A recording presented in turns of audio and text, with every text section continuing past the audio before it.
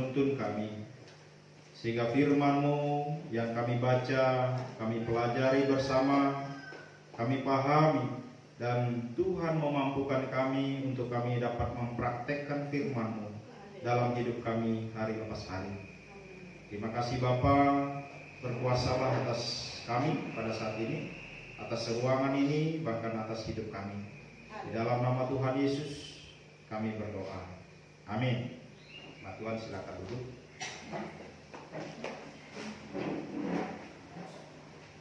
Shalom, Bapak Ibu, jemaat yang dikasihi oleh Tuhan. Bersyukur pada Tuhan untuk kesempatan lagi yang Tuhan beri kepada kita untuk bersama-sama memuji Tuhan, memuliakan Tuhan, dan juga saat ini kita bersama-sama belajar kebenaran firman Tuhan. Sidang jemaat yang dikasihi oleh Tuhan, mari kita buka Alkitab di Matius pasal yang ketiga. Matius pasal 3 ayat 8 sampai 10. Ini tadi malam saya share kepada pemuda-pemudi. Matius pasal 3 ayat 8 sampai 10. Mari kita baca sama-sama. Matius 3 ayat 8 sampai 10. 2, 3. Jadi hasilkanlah buah yang sesuai dengan pertobatan, dan janganlah mengira bahwa kamu dapat berkata dalam hatimu, Abraham adalah bapa kami. Karena aku berkata kepadamu, Allah dapat menjadikan anak-anak bagi Abraham dari batu-batu ini. Kapak sudah tersedia pada akar pohon, dan setiap pohon yang tidak menghasilkan buah yang baik pasti ditebang dan dibuang ke dalam api. Amin. Nah, dari kebenaran firman Tuhan saya beri tema, bertobatlah selagi masih ada kesempatan. Bertobatlah selagi masih ada kesempatan. Ya. Saudara tentu mengerti apa yang dimaksud dengan bertobat.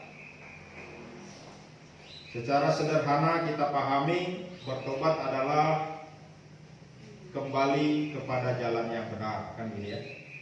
Bertobat adalah kembali kepada jalan Tuhan. Jadi secara sederhana kita memahami arti dari bertobat itu kembali dari jalan kita yang salah menuju ke jalan yang benar, yaitu menuju kepada pengajaran Tuhan. Nah, sebagai orang percaya, orang Kristen khususnya, kita mengenal dua istilah bertobat. Sebagai orang Kristen atau orang percaya, kita mengenal dua istilah pertobatan. Pertobatan yang pertama yaitu pertobatan di mana kita menyadari diri kita orang berdosa, di mana kita sadar bahwa kita adalah orang-orang yang berdosa, yang butuh juru selamat supaya kita memperoleh keselamatan. Dan itu hanya ada di dalam Yesus Kristus. Artinya bahwa pertobatan yang pertama yaitu mengakui Yesus sebagai Tuhan dan juru selamat kita. Amin. Dan kita semua yang ada di sini, saya percaya kita sudah bertobat untuk yang pertama. Amin. Saya percaya kita semua yang sudah dibaptis sudah mengakui Yesus sebagai Tuhan dan juru selamat. Karena kata firman Tuhan, hanya Dialah jalan keselamatan. Yohanes 14 ayat 6 berkata, Akulah jalan dan kebenaran dan hidup. Tidak ada seorang pun yang datang kepada Bapa kalau tidak melalui aku. Jelas dikatakan. Dan tidak ada nabi lain yang berkata begitu selain dari Yesus sendiri. Bahkan ditekankan lagi di dalam Kisah Para Rasul 12 ayat 4. Apa di sana dikatakan?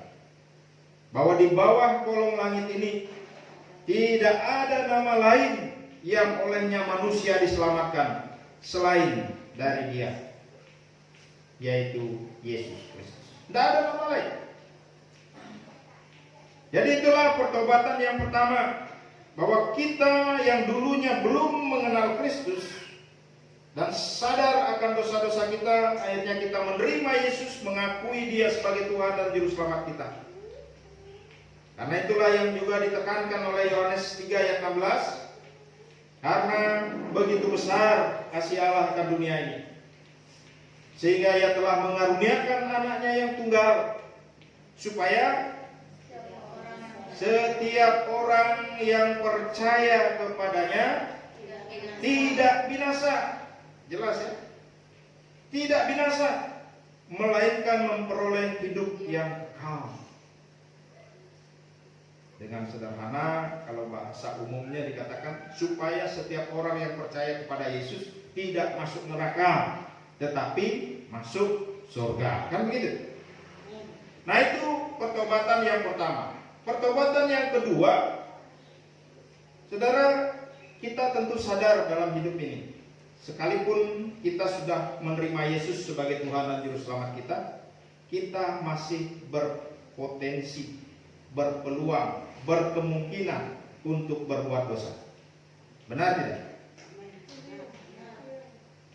Ada yang sempurna di sini, tidak pernah berbuat dosa.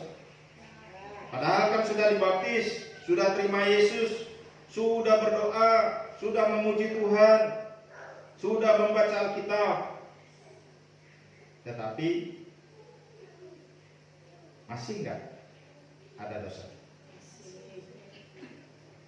Kita seringkali mungkin mulut kita, perkataan kita, bahkan pikiran kita, hati kita, perasaan kita masih berkemungkinan berbuat dosa.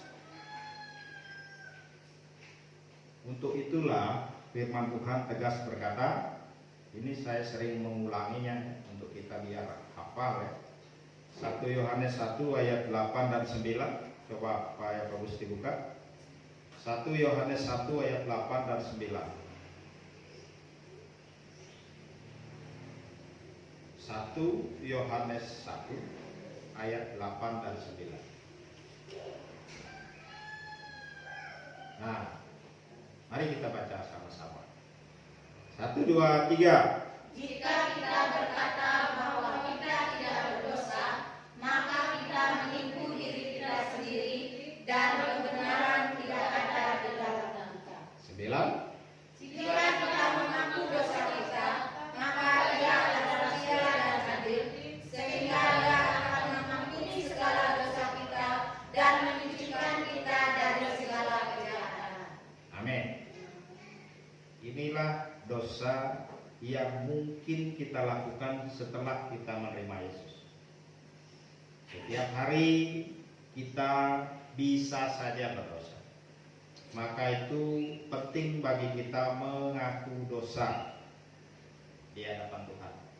Bahkan ini dikonfirmasi oleh Tuhan Yesus pada waktu Tuhan Yesus mengajar berdoa kan? Apa di sana diajarkan Tuhan Yesus? Ampunilah kami akan segala kesalahan kami, seperti kami juga mengampuni orang yang bersalah kepada kami. Jadi memang di setiap kita menaikkan doa kita, baiklah atau ada baiknya kita selalu mengaku dosa di hadapan. Karena kita tidak sadar hari-hari yang kita lalui, saat kita mungkin membenci seseorang, iri kepada seseorang, marah kepada seseorang dan lain sebagainya, itu kan dosa. Dan untuk itu kita harus bertobat. Nah, ada perbedaan tentu dosa sebelum menerima Yesus dan dosa setelah menerima Yesus. Jadi kalau kita pada waktu belum menerima Yesus sebagai Tuhan dan Juru Selamat kita, kita memang orang berdosa. Dan bahkan natur kita, sifat kita, karakter kita adalah dosa. Sehingga perbuatan-perbuatan baik yang kita lakukan di luar Kristus itu tidak menghasilkan apa-apa. Jadi perbuatan-perbuatan baik kita sebelum kita menerima Yesus itu tidak ada faedahnya. Di dalam Yohanes pasal 15 ayat 5 dikatakan, di luar aku kamu tidak dapat berbuat apa-apa. Jadi jelas, di luar Yesus tidak ada kita bisa berbuat apa, bahkan berbuat baik pun tidak. Jadi perbedaan setelah kita menerima Yesus sebagai Tuhan dan Juru Selamat kita diselamatkan. Tetapi perbuatan-perbuatan kita yang berdosa itu tentu dengan mudah Tuhan mengampuni. Sepanjang kita tidak suka hidup di dalam dosa. Gitu ya? Kan sudah sering saya kasih tahu ilustrasi antara babi dan apa? Babi dan anak kecil kan? Kalau anak kecil itu nyemplung ke lumpur, wah dia pasti langsung tarik kakinya dicuci bersih. Tapi kalau babi nyemplung ke lumpur apa itu? Malah tidur-tiduran di lumpur, ya kan? Nah ini bedanya orang Kristen yang KTP dan orang Kristen yang sungguh-sungguh. Pertobatan KTP atau pertobatan yang sungguh-sungguh. Kalau orang pertobatannya KTP hanya identitasnya saja berubah, atau Kristen tanpa pertobatan, dia masih gemar berbuat dosa dan bahkan dia tidak sadar atau tidak mau sadar dari dosa-dosanya, malah senang berbuat dosa. Tapi beda dengan orang Kristen yang sungguh-sungguh, yang percaya Tuhan. Saat dia melakukan kesalahan, dia langsung berlutut sama Tuhan. Tuhan, saya sudah salah. Saya sudah melakukan kesalahan. Saya sudah menyakiti hati saudara saya. Saya sudah membencinya dan lain sebagainya. Disitulah Roh Kudus berperan. Akhirnya kita minta maaf, kita mohon ampun kepada Tuhan. Itu perbedaan orang yang bertobat dengan sungguh-sungguh dan bertobat hanya asal-asalan saja. Amin. Jadi kita tidak suka hidup dalam dosa, sekalipun mungkin kita berpotensi berbuat dosa. Ya. Jadi kalau ada orang yang sudah percaya Yesus tetapi senang berbuat dosa, sebenarnya dia sedang tidak menyembah Yesus. Sebenarnya dia sedang mempermalukan dirinya sendiri. Nah, saudara yang dikasihi oleh Tuhan, di dalam kebenaran firman Tuhan dikatakan, jadi hasilkanlah buah yang sesuai dengan pertobatan. Jadi orang yang sudah ngerti tadi kita ya tentang pertobatan, ada dua jenisnya, sebelum terima Yesus, menerima Yesus, dan di dalam Yesus. Nah sekarang apa sebenarnya yang harus dihasilkan oleh orang-orang yang bertobat? Di sini dikatakan, hasilkanlah buah yang sesuai dengan pertobatan. Ada buah yang dituntut. Kalau kita mengaku percaya kepada Yesus sebagai Tuhan dan Juru Selamat kita, kita meninggalkan manusia lama kita mengenakan manusia baru di dalam Yesus Kristus. Ada buah yang harus kita hasilkan. Dengan mudah kita sebenarnya bisa memahami buah apa yang dimaksud dalam hal ini. Tentu buah-buah kehidupan yang baik yang dijelaskan di dalam Galatia 5 ayat 22. Coba dibuka baik. Galatia 5 ayat 22 di situ dijelaskan. Saat kita percaya Yesus sebagai Tuhan dan Juru Selamat kita, Roh Kudus ada di dalam hati kita. Dan kita tidak hidup dalam daging lagi, tetapi kita hidup oleh Roh. Dengan demikian Roh menuntun kita sehingga kita menghasilkan buah. Makanya buah yang dikatakan di situ apa? Kasih. Tetapi buah roh ialah kasih. Pertama sekali ditaruh tempat yang paling utama, nomor 1, kasih. Jadi kalau ada orang yang sudah bertobat, mengaku terima Yesus, tetapi tidak punya kasih dalam hidupnya, tidak punya kepedulian terhadap sesama, dia belum menghasilkan buah. Jadi buah yang pertama yang harus ditunjukkan oleh orang yang benar-benar menerima Yesus dan hidup dalam pertobatan, dia akan memancarkan kasih dalam hidup. Kasih itu kan dijelaskan juga di dalam 1 Korintus 13 ya, ayat 4. Coba dibaca, Bu lihat. 1 Korintus 13 ayat 4. Kasih itu sabar. Coba 1 Korintus 13 ayat 4 kalau tidak salah ya. Coba baca. Kasih itu sabar, kasih itu murah hati, ia tidak cemburu, ia tidak membanggakan diri dan tidak sombong. Ya, ada kelanjutannya sebenarnya. Kasih itu sabar, kasih itu murah hati, ya tidak iri. Sebenarnya dia tidak irian, cemburu, jealous.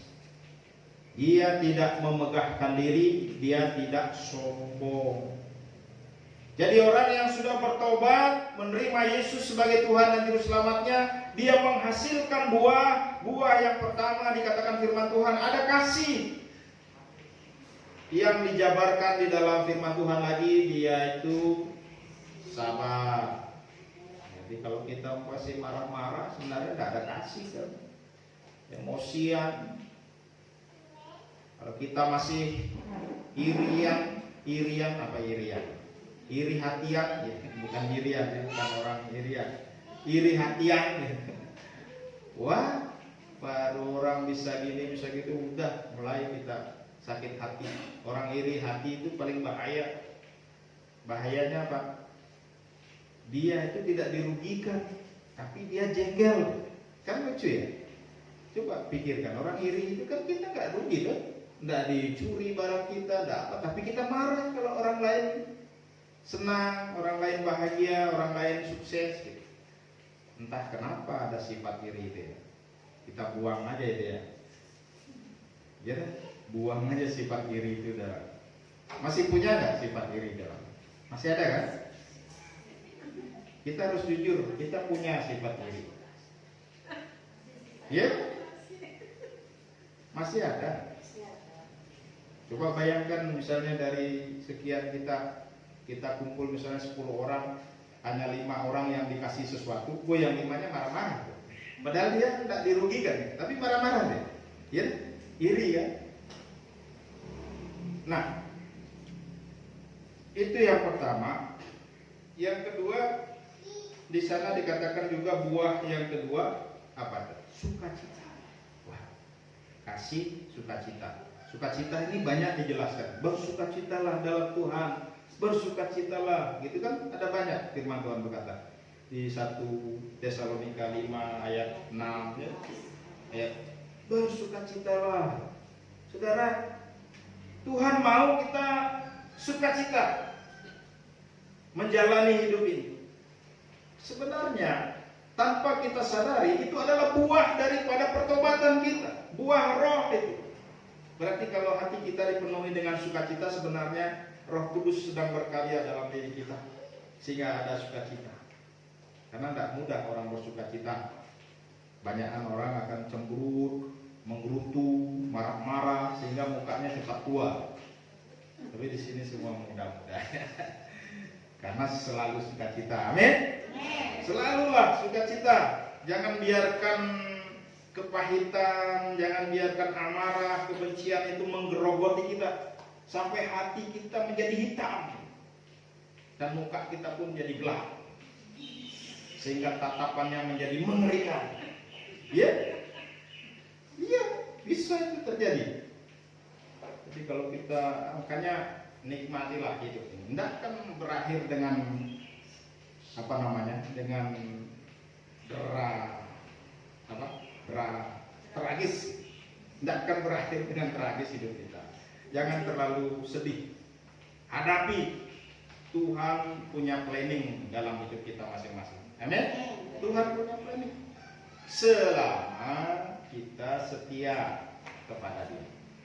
Jangan mengharapkan planning baiknya dari Tuhan saja, tapi kita sendiri tidak pernah setia kepada Tuhan.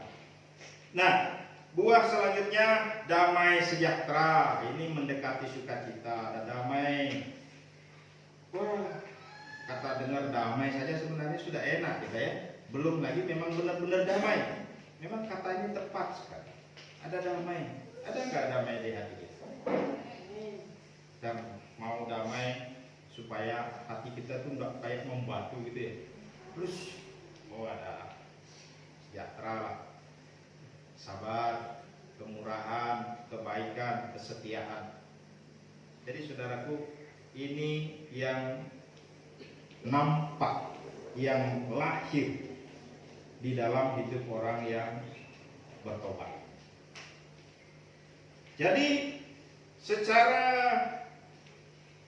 keseluruhan atau secara sederhana, pikirannya, perkataannya, perbuatannya sudah dikendalikan oleh firman Tuhan. Itulah orang yang bertobat dengan sungguh-sungguh. Jadi pikiran-pikirannya yang mungkin dulunya kotor, bahkan perkataan-perkataannya yang juga tidak baik, apalagi perbuatannya. Tetapi setelah dia di dalam Kristus, dia melahirkan satu pemikiran-pemikiran yang baik, yang berkenan dengan firman Tuhan. Selanjutnya, saudara yang dikasihi oleh Tuhan, di sana juga dikatakan ayat 9, dan janganlah mengira bahwa kamu dapat berkata dalam hatimu, Abraham adalah bapa kami. Karena aku berkata kepadamu, Allah dapat menjadikan anak-anak bagi Abraham dari batu-batu ini. Saudara, ini adalah teguran Yohanes terhadap ahli-ahli Taurat dan orang-orang Farisi yang bangga dengan statusnya sebagai umat pilihan. Dia bangga dengan statusnya sebagai orang Farisi yang sudah mempelajari firman Tuhan dengan baik. Dia bangga dengan statusnya sebagai orang-orang pilihan Tuhan, umat pilihan. Tetapi sebenarnya yang Nabi Yohanes tahu, karakter sifat mereka tidak mencerminkan status mereka. Iya, ini maksudnya kita jangan hanya bangga sebagai anak-anak Tuhan, status sebagai orang Kristen pengikut Yesus, tetapi sebenarnya karakter kita, sifat kita tidak mencerminkan. Justru Tuhan malu melihat kita gitu ya. Seharusnya hidup kita akan membuat Tuhan tersenyum. Ya kan? Seharusnya hidup kita membuat Tuhan memuji kita. Tetapi apa yang terjadi? Kita bangga dengan status sebagai anak-anak Tuhan, tetapi sifat kita, karakter kita tidak mencerminkan sebagai anak-anak Tuhan. Nah, untuk yang demikian, kata Rasul Yohanes, karena aku berkata kepadamu, Allah dapat menjadikan anak-anak bagi Abraham dari batu-batu ini. Maksudnya, kalau dulu kan Abraham bapa orang percaya. Sekarang kan kita Yesus Kristus sebagai Tuhan dan Juru Selamat kita. Sehingga saat kita percaya kepadanya, kita disebut sebagai anak-anak Allah. Sebenarnya jangan hanya bangga sebagai status itu. Karena apa? Karena Tuhan bisa buat anak-anak Allah dari yang lain dari kita. Ayat 10 juga dengan tegas dikatakan, kapak sudah tersedia pada akar pohon, dan setiap pohon yang tidak menghasilkan buah yang baik pasti ditebang dan dibuang ke dalam api. Nah, ini sebenarnya ultimatum gitu ya. Ini adalah satu warning, peringatan. Nah, kalau kita mengaku diri sudah percaya kepada Yesus Kristus sebagai Tuhan dan Juru Selamat kita, kita tergolong sebagai orang yang sudah bertobat, tetapi kita tidak menghasilkan buah yang baik. Saudara, siap-siap. Kapak sudah tersedia. Artinya Tuhan tidak memberi kesempatan lagi untuk yang demikian. Tinggal tunggu waktunya Tuhan saja. Karena selalu dikatakan kapak sudah tersedia pada akar pohon, dan setiap pohon yang tidak menghasilkan buah yang baik pasti ditebang. Ini bukan pada rantingnya ya, tapi akar pohon. Ini bicara tentang sampai tuntas. Jadi sampai akar pohon dikapak. Dan di sana dikatakan, tentu ini bahasa kiasan ya, bukan letterluck atau bukan bahasa hurufiah gitu. Ini kiasan yang artinya bahwa Tuhan siap untuk menghakimi orang-orang yang tidak menghasilkan buah yang baik. Dan karena dikatakan ditebang dan dibuang ke dalam api. Api kan simbol dari neraka, ya kan? Jadi orang yang demikian, saudara, Tuhan tidak beri lagi kesempatan. Karena itu, Bapak Ibu Saudara yang dikasihi oleh Tuhan, kita bersyukur kita sudah menerima Yesus sebagai Tuhan dan Juru Selamat kita. Mari kita hasilkan buah-buah yang memuliakan Tuhan. Pertama, tentu karakter kita, sifat kita harus berubah, perasaan kita dan seluruh keberadaan kita. Kedua, tentu buah yang Tuhan mau adalah jiwa-jiwa. Kita tidak hanya baik sendiri gitu ya, tetapi kita menghasilkan buah dengan membawa jiwa-jiwa kepada Tuhan, menjadi saksi Kristus. Sehingga jiwa, satu jiwa, dua jiwa yang kita bawa ke hadapan Tuhan, itulah buah dari kehidupan kita. Karena itu Bapak Ibu Saudara, biarlah kebenaran firman Tuhan ini menyadarkan kita, mengingatkan kita siapa kita dan bagaimana seharusnya kita hidup sebagai anak-anak Tuhan. Jangan tunggu lama untuk bertobat. Saat mendengar kebenaran firman Tuhan ini, bertobatlah dan segeralah mengikuti Tuhan dengan apa yang Tuhan ajarkan kepada kita. Mari kita berdoa. Ya Bapa di surga, terima kasih kami sudah belajar firman-Mu, dan hamba sudah menyampaikan kebenaran firman-Mu. Biarlah Roh Kudus yang akan menyempurnakannya ya Tuhan di hati setiap kami yang mendengarkannya, sehingga sungguh firman-Mu akan menyadarkan kami, mengingatkan kami, jika selama ini kami mengaku bertobat tetapi ternyata hidup kami tidak hidup dalam pertobatan. Perbuatan-perbuatan manusia lama masih mendominasi hidup kami. Tapi hari ini Tuhan, kami mau buang semuanya. Kami mau hidup menghasilkan buah yang berkenan di hadapan Tuhan, yaitu perubahan hidup kami, karakter kami, sifat kami, bahkan